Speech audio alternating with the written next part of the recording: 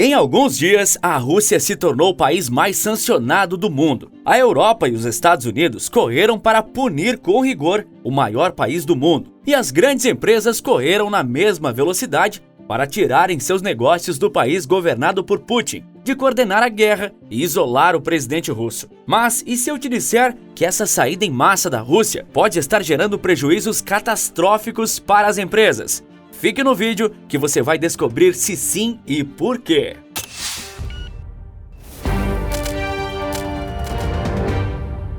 Até onde você tem coragem de desafiar a fúria de uma superpotência? A fúria da Rússia é mostrada por meio de seu temido exército e suas 6.000 bombas atômicas, o maior arsenal do mundo. Apesar de ser igualmente poderoso na área militar, os Estados Unidos estão usando gigantesca força econômica para sufocar a Rússia, e as empresas multinacionais com sede ou negócios no país americano não querem correr o risco de ficar na Rússia e enfrentar punições dos Estados Unidos. Portanto, com alguns dias de conflito, Apple, Adidas, McDonald's, Shell, Disney, Zara e várias outras grandes marcas fugiram do solo russo. Mas boa parte disso também acontece por outro motivo, que se tornou muito comum cada vez que o mundo passou a ser mais conectado: a opinião pública. As marcas querem, acima de tudo, manterem seus nomes e imagens longe dos horrores da guerra e também de um país que passou a ser odiado por muitos europeus e americanos. Consumidores, com o advento da internet, fazem questão de pressionar cada vez mais suas empresas favoritas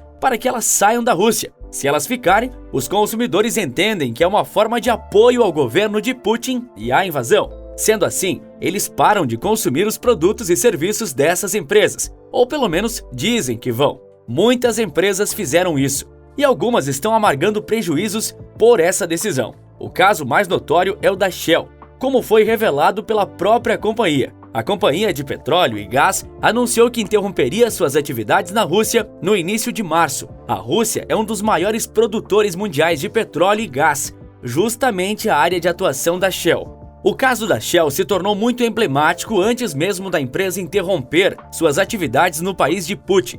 Com alguns dias da invasão, a Shell anunciou o bloqueio de algumas atividades com a Rússia, como o rompimento da parceria com a estatal russa de gás, a Gazprom. A essa altura, vários governos já tinham sancionado a Rússia e centenas de empresas haviam abandonado o país e os negócios feitos com os russos. Então, a Shell seguiu a tendência ocidental.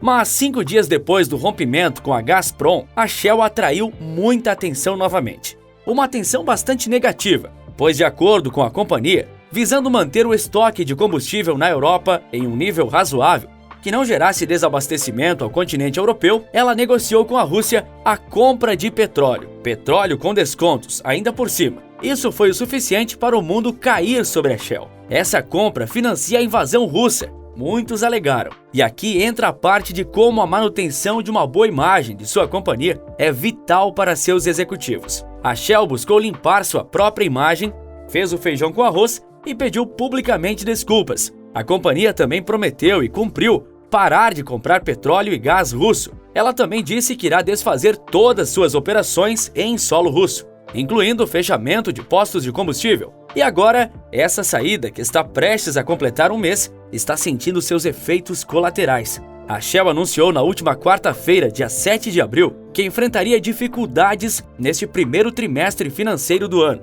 perdas significativas. A expectativa anterior, contando com a saída e o bloqueio de negócios com o governo russo, a Shell esperava perdas financeiras na casa de pouco mais de 3 bilhões de dólares. Mas essa previsão se mostrou errada, e o buraco é, na verdade, bem mais embaixo. Segundo a própria empresa, eles registraram perdas na casa dos 5 bilhões de dólares. A força russa não está resumida a seu poderio militar. Ela também se encontra, talvez, até em melhor posição no fato de a Rússia ser uma enorme produtora e exportadora de petróleo e gás. Nos últimos anos, principalmente após a virada do século, a Europa se tornou bastante dependente do gás russo para se aquecer no duro inverno europeu. A Alemanha, principalmente, inclusive o presidente da Alemanha, que exerce um cargo mais figurativo, disse que eles erraram ao confiar tanto nos russos e se tornaram tão dependentes do gás da Rússia. Tanto que a Alemanha prometeu que buscaria outras alternativas de energia para o futuro, mas não parou de receber gás russo, mesmo após a invasão. A maioria esmagadora da Europa ainda paga pelo gás russo, o que pode ser dito e visto como uma forma de financiar a guerra na Ucrânia. Os Estados Unidos pressionam para que os europeus suspendam a importação de gás e petróleo russo, garantindo aos seus aliados europeus uma entrega alternativa por meio de gasodutos intercontinentais. Porém, não é tão simples.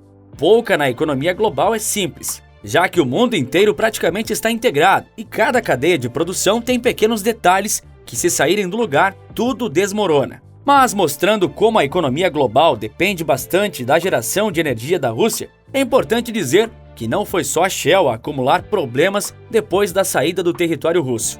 A BP, uma grande petrolífera europeia com sede no Reino Unido, disse que suas contas serão impactadas em dezenas de bilhões de dólares, mais precisamente 25 bilhões de dólares perdidos, por conta da suspensão de suas atividades no país invasor. A ExxonMobil, que decidiu interromper parcialmente suas operações lá, admitiu perdas de 4 bilhões de dólares. Então, você pode estar imaginando, as perdas se resumem ao setor de petróleo e gás? Não. O setor bancário e financeiro também foi atingido. O JP Morgan, um dos maiores bancos do mundo, disse que pode perder cerca de 1 bilhão de dólares devido à guerra. Citigroup, a maior empresa do ramo de serviços financeiros, segundo a Forbes, admite perdas de 5 a 10 bilhões de dólares. O Credit Suisse, um renomado banco da Suíça, talvez o mais famoso de todos, admite que tem 1,7 bilhão de dólares russos sob seu controle que podem ser perdidos. Mas não são todas as grandes empresas que estão saindo da Rússia. Gigantes como Nestlé, Pepsi, Danone e Pfizer se mantêm atuando na Rússia, alegando razões humanitárias e a garantia do mínimo necessário aos cidadãos russos. As consequências de uma guerra podem ser devastadoras em vários sentidos. Quando um mundo tão globalizado como o nosso, em que tudo é um grande quebra-cabeça, quando uma peça sai do lugar, todo o desenho é perdido. Como um efeito dominó, algo do outro lado do mundo pode afetar a gente aqui no Brasil. E já começa a afetar. O preço da gasolina e do diesel, que já não era baixo, foi reajustado por conta da guerra e o aumento brusco do preço do petróleo, passando dos 130 dólares por barril no pior cenário. Nós somos afetados também por coisas até mais simples. A escassez de óleo de girassol, que era amplamente produzido pela Ucrânia, aumentou a procura do brasileiro pelo óleo de soja. Esse aumento da procura, sem que a oferta tenha aumentado também, gerou uma subida nos preços do óleo de soja, o que afeta até pequenos negócios, empreendimentos simples.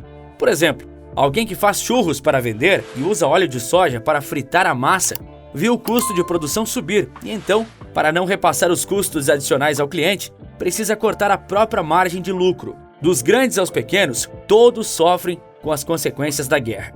A Rússia, principalmente. O país provavelmente vai ver sua economia desabar mais de 15% neste ano. É um preço caríssimo a se pagar pela guerra. Ação e reação, não é? Mas você sabia que não é só lá na Europa que algumas empresas estão tendo problemas? Aqui no Brasil tem algumas com problemas também. Clique no vídeo que está aparecendo agora na tela e eu te conto tudo sobre a queda impressionante das ações da Magalu. Por esse vídeo é isso. Um forte abraço e bons negócios!